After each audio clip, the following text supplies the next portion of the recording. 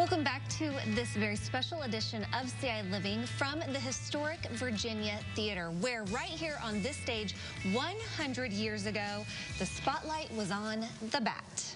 And here with a preview of the Bat is Suzanne Aldridge and Anita Stein.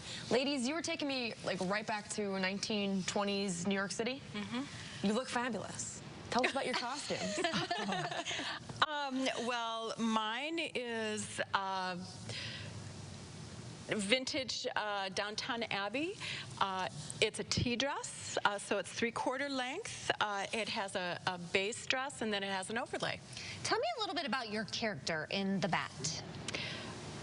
She's like Angela Lansbury in Murder, She Wrote. She's a very unique woman in that she's very, very self-assured during that time period. She doesn't really have a lot of use for men, although she enjoys men's company. She just doesn't have a lot of use for them. She thinks they're rather stupid.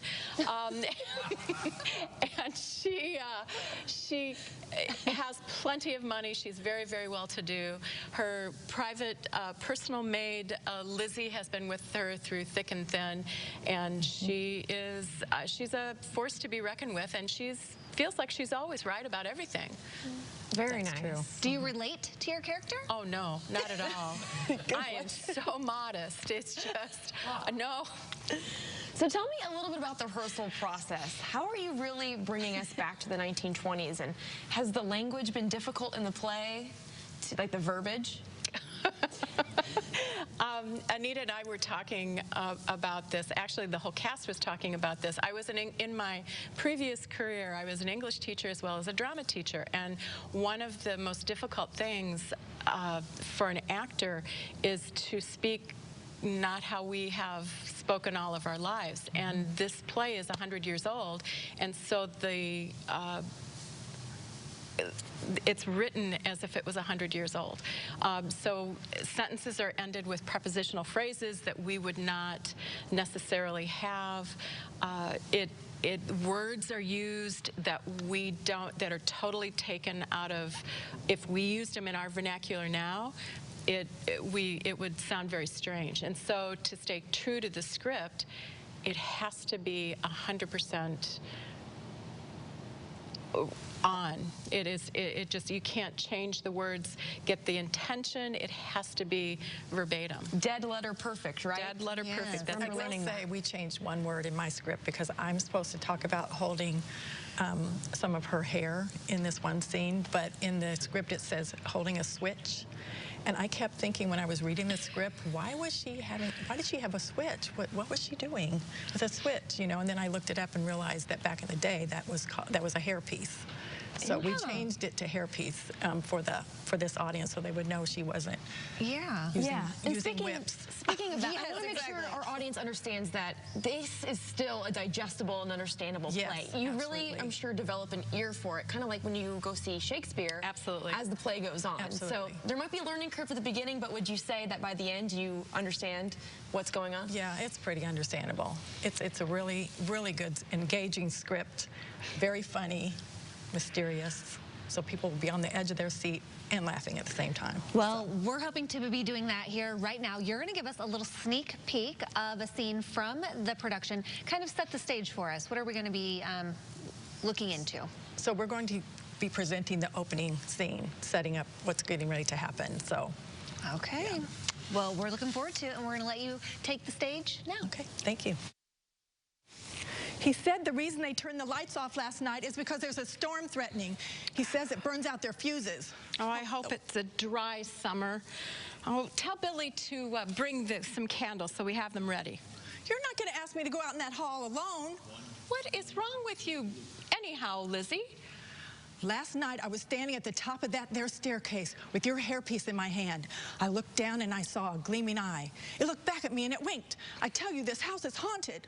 A flirtatious ghost. Well, why didn't you yell? Well, I was too scared to yell. And I'm not the only one. Why do you think the servants left all of a sudden?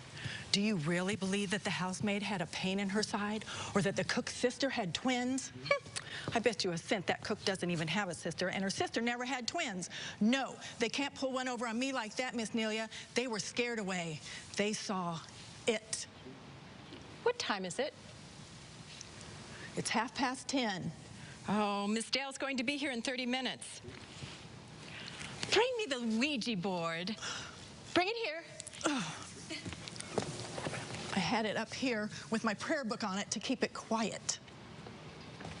You can do it yourself. It takes 2 people, and you know it. Sit down. Now, clear your head.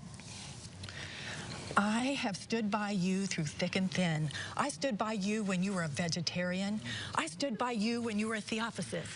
I've seen you through socialism, Fletcherism, and rheumatism. But when it comes to carrying on with ghosts... Be still. Now, Ouija, is Lizzie right about this house, or is it all stuff and nonsense? My God, it's moving. You shoved it. I did not. Cross Keep my heart. quiet. B W C I A X S K I Russian B A T. Bat. Well, that's odd. Bat. Bring me the evening page. Quick, quick, quick.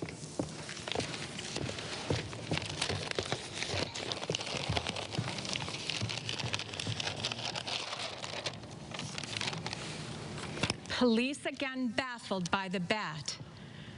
This unique criminal, known to the underworld as the Bat, has long baffled the police.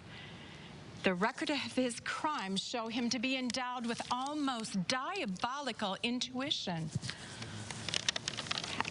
So far, there's no clue to his identity. But Anderson, city detective, today said that we must cease combing the criminal world for the Bat and look higher. He may be doctor, lawyer, merchant, honored in his community by day, and at night, a bloodthirsty assassin. Oh, I'm taking a butcher knife to bed with me. Well, that thing certainly spelled Bat.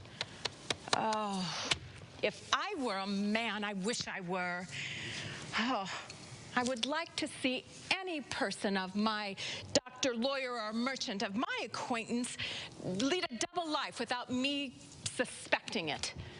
If I had all of the clues that the police had, oh, I could get him. If I were a detective, I would... Now it's detective-ism. That was Anita and Suzanne with a little sneak peek of what you can experience at the upcoming production of The Bat. Remember, it runs December 28th through the 30th. And for tickets, we'll link you to the Virginia Theater website. Just visit our website at CILiving.tv.